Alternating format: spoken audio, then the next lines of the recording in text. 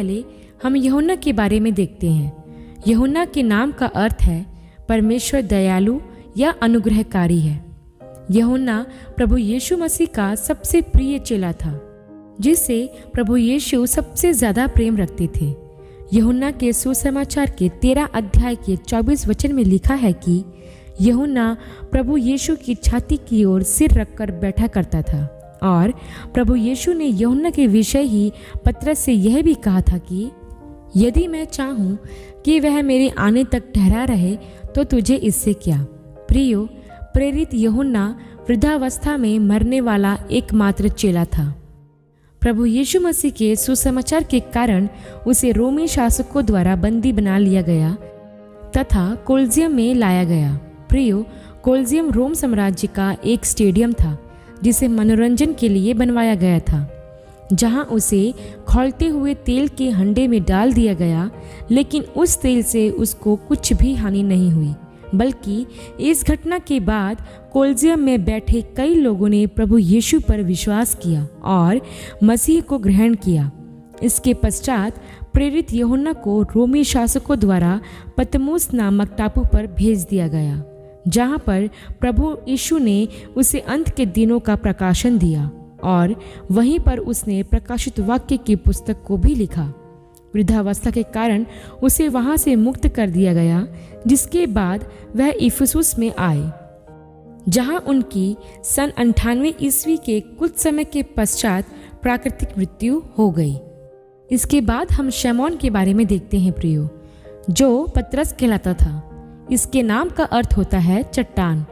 प्रभु यीशु ने पतरस के विषय में कहा था कि मैं इस पत्थर पर अपनी कलीसिया बनाऊंगा और अधोलोक के फाटक उस पर प्रबल ना होंगे।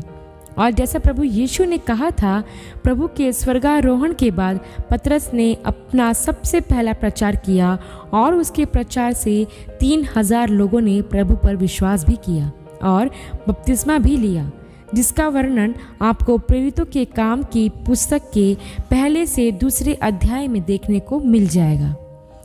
पतरस को ईस्वी सन 66 के आसपास सम्राट नीरो के सताव के समय में उसी के कहने पर क्रूज पर उल्टा लटकाया गया। उसने कहा था, जिस तरह मेरा प्रभु क्रूज पर लटकाया गया, मैं इस योग्य नहीं हूँ कि मुझे भी वैसा ही लटकाया जाए, इसलिए मुझे क्रूज पर उल्टा अर्थात सिर नीचे पैर ऊपर करके लटकाया जाए। पतरस को रोम में वेटिकन सिटी में टाइबर नदी के पास क्रूज पर उल्टा लटकाया गया। ऐसा कहा जाता है प्रियो कि सम्राट नीरो, जो मसीही लोगों से काफ़ी नफरत करता था, उसने पहले पतरस के सामने उसकी पत्नी और बच्चों को मरवाया, फिर उसी के कहने पर उसे क्रूज पर उल्टा लटकाया। इसके बाद हम अंद्रियास के बारे में देखते हैं। अंद्रियास प्रेरित पतरस का छोटा भाई था। इसके नाम का अर्थ होता है बहादुर। जब प्रभु यीशु ने यूहन्ना से बपतिस्मा लिया, तब अंद्रियास वहीं था। वहां घटित घटनाओं से प्रभावित होकर अंद्रियास प्रभु यीशु के पीछे हो लिया। इस तरह वह प्रभु यीशु का सबसे पहला शिष्य बना। अंद्रियास ही ने अपने भाई पतरस को प्रभु यीशु के बारे में बताया और उसके द्वारा पतरस भी प्रभु यीशु का शिष्य बना। अंद्रियास को ईस्वी सन 60 के आसपास यूनान के एक शहर पटरास में एक्स आकार के क्रूज पर बांधा गया। अपने भाई पतरस के समान वह भी अपने आप को इस योग्य नहीं समझता था कि उसे प्रभु यीशु की तरह मारे, इसलिए उसे एक्स आकार के क्रूज पर उसी के कहने पर कीलों से नहीं ठोका गया, बल्कि वहां पर उसे रस्सी से बांधा गया, जहां वह 3 दिन तक बंधा रहा। इस दौरान भी उसने प्रभु यीशु का प्रचार करना नहीं छोड़ा और उस क्रूज पर लटके हुए वह आते जाते लोगों को सुसमाचार सुनाता रहा। कई लोग क्रोधित होकर उस पर पथराव भी करते थे, लेकिन कई लोगों ने यीशु पर विश्वास भी किया। उस एक्स आकार के क्रूज पर लटके हुए 3 दिन के पश्चात उसकी मृत्यु हो गई। इसके बाद हम जबदी के पुत्र और यूहन्ना के भाई याकूब के बारे में देखते हैं। इसके नाम के कई अर्थ होते हैं, जैसे लुभाने वाला, पीछे रहने वाला और एड़ी आदि। इसकी माता का नाम सलोमी था, जो प्रभु की मृत्यु के पश्चात सुगंधित वस्तुएं लाने वाली महिलाओं में से एक थी। याकूब चेलों में शहीद होने वाला सबसे पहला शिष्य था। प्रभु यीशु के स्वर्गारोहण के पश्चात वह यरूशलेम में प्रचार कर रहा था, जहां हेरोदेस राजा ने उसे पकड़वा कर मंदिर के कंगूरे पर खड़ा करवा कर उसका सिर तलवार से कटवा दिया और उसे नीचे फेंकवा दिया। इसके बाद प्रियो, हम फिलिपुस के बारे में देखते हैं, जो गलील का निवासी था। इसके नाम का अर्थ होता है घोड़ों का दोस्त। यह प्रभु यीशु का दूसरा शिष्य था। प्रभु के स्वर्गारोहण के बाद वह प्रचार करने एशिया माइनर गया, जिसे आज तुर्की कहते हैं। वहां उसने हिरापोलिस में कई दिन तक सुसमाचार का प्रचार किया, जहां सन 80 ईस्वी के आसपास सम्राट डोमिशियन ने उसे क्रूज पर उल्टा लटका दिया। कुछ इतिहासकारों का कहना है कि जब उन्हें क्रूज पर लटकाया गया तब एक भूकंप आया, जिससे वहां के लोग घबरा गए। तब फिलिपुस ने उनकी सुरक्षा के लिए प्रार्थना की, जिसके बाद वहां खड़े लोगों ने उसको छोड़ने का आग्रह किया, लेकिन उसे छोड़ा नहीं गया और उसकी मृत्यु हो गई। इसके बाद हम मत्ती के बारे में देखते हैं, जो एक चुंगी लेने वाला था। इसके नाम का अर्थ होता है परमेश्वर का दान। मत्ती ने कई देशों जैसे इथियोपिया, मैसेडोनिया, सीरिया में प्रचार किया। मत्ती की मृत्यु के विषय में कुछ परंपरा का कहना है कि वह प्राकृतिक मृत्यु मरा। कुछ कहते हैं कि इथियोपिया में उसे तलवार से मारा गया, लेकिन कुछ का कहना है कि उसे इथियोपिया के किसी राजा ने पहले बिस्तर पर कीलों से ठुकवा देने का आदेश दिया। उनके पूरे शरीर को कागज, गंधक, तेल, डामर तथा झाड़ झंकार से ढक दिया गया और आग लगा दिया गया। इस प्रकार मत्ती की मृत्यु हुई और वह शहीद हुआ। इसके बाद बरतुल्मै के बारे में देखते हैं। उसके नाम का अर्थ होता है तलमै का पुत्र, क्योंकि इब्रानी भाषा में बर का अर्थ होता है पुत्र और तुल्मै उसके पिता का नाम था। बरतुल्मै ने भारत सहित कई देशों में प्रचार किया। इसने मत्ती रचित सुसमाचार का इब्रानी भाषा में अनुवाद भी किया था, जिसे वह भारत लाया।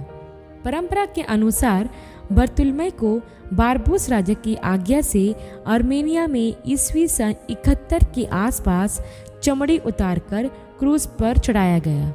फिर उसका सिर कलम किया गया और उसके पुत्र को समुद्र में फेंक दिया गया। इसके बाद हम थोमा के विषय में देखते हैं। इसके नाम का अर्थ था जुड़वा। यह वही चेला था जिसने कहा था कि जब तक मैं प्रभु यीशु के पंजर में अपना हाथ न डाल लूं, तब तक मैं विश्वास नहीं करूंगा कि यीशु जी उठे हैं। थोमा को दिदुमुस भी कहा जाता था। थोमा ने पहले मध्य पूर्व में प्रचार किया, फिर वह प्रचार करने भारत भी आया, जहां वह ईस्वी सन 49 के आसपास पहुंचे। वहां उन्होंने बहुत प्रचार किया और 7 कलीसियाओं की स्थापना भी की। थोमा ने उत्तर भारत, पंजाब, चीन और केरल तक प्रचार किया। जब वह माइलापुर की पहाड़ी पर प्रार्थना कर रहे थे, तब लोगों ने तंग आकर उन्हें भाले से भेद दिया। इस पहाड़ी को वर्तमान में थॉमस माउंट के नाम से जाना जाता है। उनके शिष्यों ने उन्हें चेन्नई के माइलापुर में दफना दिया, जहां एक भव्य चर्च बनवा दिया गया। थोमा को भारत का प्रेरित भी कहा जाता है। इसके बाद हम तद्दै के बारे में देखते हैं। उसे तदियुस भी कहा जाता था। इसके नाम का अर्थ है हार्दिक। इसे यहूदा के नाम से भी जाना जाता था। तद्दै का नाम सुसमाचारों में शमौन के साथ आता है, क्योंकि कहा जाता है कि यह दोनों अच्छे मित्र थे। तद्दै ने आर्मेनिया में प्रचार किया, जहां उसे ईस्वी सन 50 के आसपास तीरों से भेजा गया। इसके बाद हम शमौन कनानी के बारे में देखते हैं। इसके नाम का अर्थ है उसने सुना है। इसे शमौन जिलोतेस के नाम से भी जाना जाता था। माना जाता है शमौन पतरस से अलग पहचान देने के लिए उसे शमौन कनानी या शमौन जिलोतेस कहा जाता था। जब यह प्रभु का शिष्य बना, तब उसकी उम्र 40 वर्ष रही होगी। ब्रिटेन के लंदन में भी प्रभु का प्रचार किया और कई आश्रयक्रम भी किए। उनकी मृत्यु के विषय परंपराओं की अलग अलग मान्यता है। कुछ का कहना है कि वह स्वाभाविक मृत्यु मरे, वही कुछ का कहना है कि उन्हें सूली पर चढ़ाया गया। वही कुछ मानते हैं कि उनके शरीर के 2 भाग कर दिए गए थे। जो भी हो, शमौन जेलोतेस को भी प्रभु यीशु के सुसमाचार के कारण शहीद होने का सौभाग्य मिला। इसके बाद हम हल्फई के पुत्र याकूब के बारे में देखते हैं। हल्फई के पुत्र याकूब का जिक्र बाइबल में सिर्फ 2 ही बार आया है। माना जाता है कि प्रभु यीशु के स्वर्गारोहण के बाद याकूब ने यरूशलेम में यहूदियों के बीच प्रचार किया। फिर वह वहाँ की कलीसिया का पहला बिशप भी बना। हल्फई का पुत्र याकूब जब यरूशलेम में प्रचार कर रहा था, तब यहूदियों ने पथरवाह करके उसे मार डाला और वहीं मंदिर के पास उसे मिट्टी दी गई। कुछ का मानना है कि जब वह मंदिर के कंगूरे पर से प्रचार कर रहा था, तब लोगों ने उसे नीचे ढकेल दिया। तब भी उसकी मृत्यु नहीं हुई, तो लोगों ने उस पर पथरवाह करके उसे मार डाला। इस प्रकार हल्फई का पुत्र याकूब शहीद हुआ। इसके बाद हम यहूदा इस्करियोती के बारे में देखते हैं। इसके नाम का अर्थ होता है स्तुति के योग्य। यह वही चेला था जिसने प्रभु यीशु को पकड़वाया था। यहूदा इस्करियोती के पास दान की थैली होती थी, जिसमें से वह रुपए निकाल लिया करता था। प्रभु यीशु को पकड़वाने के बाद जब उसे पछतावा हुआ, तो उसने वो 30 चांदी के सिक्के महायाजक के पास जाकर फेंक दिया और जाकर फांसी लगा ली।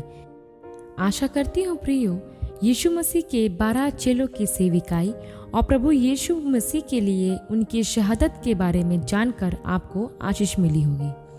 जिस तरह प्रभु के शिष्यों ने सुसमाचार के लिए हंसते हंसते अपना बलिदान दिया, वैसा ही प्रियो हमें भी सुसमाचार के कारण दुख उठाने के लिए हमेशा तैयार रहना है, क्योंकि प्रभु ने कहा था कि जो कोई मेरा चेला होना चाहता है